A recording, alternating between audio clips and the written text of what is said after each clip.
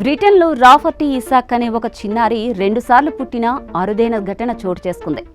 ఆక్స్ఫర్డ్కు చెందిన లూసీ ఇసాక్ అనే టీచర్ గర్భవతిగా ఉన్న సమయంలో ఆమెకు ఓవరీ క్యాన్సర్ ఉందని అల్ట్రాసౌండ్ పరీక్షల్లో తేలింది.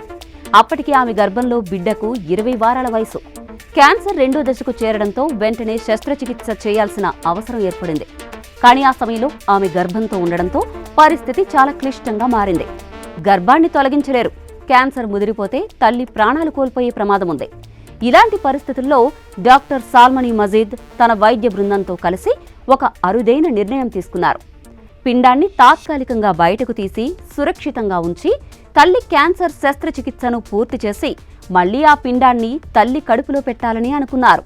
ఆ పిండాన్ని చాలా జాగ్రత్తగా బయటకు తీసి వెచ్చగా ఉండే సెలైన్ బ్యాగ్లో పెట్టి ఆపరేషన్ సమయంలో 2 వైద్యులు పిండం ఆరోగ్యాన్ని నిరంతరం గమనిస్తూ చూశారు. 5 గంటల పాటు శస్త్రచికిత్స కొనసాగింది. ఆపరేషన్ పూర్తయ్యాక పిండాన్ని మళ్లీ తల్లి గర్భాశయంలోకి సురక్షితంగా పెట్టి కుట్టేశారు. ఈ విధంగా తల్లి బతికింది, బిడ్డ కూడా బతికాడు.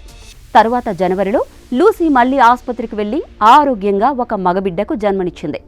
బిడ్డ పుట్టినప్పుడు 2.86 కేజీల బరువుతో ఆరోగ్యంగా ఉన్నాడు.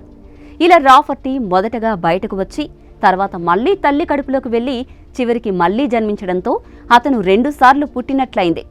ఇక ఈ ఘటన బ్రిటన్లోనే కాదు, ప్రపంచవ్యాప్తంగా అరుదైన వైద్య విజయంగా గుర్తింపు పొందింది.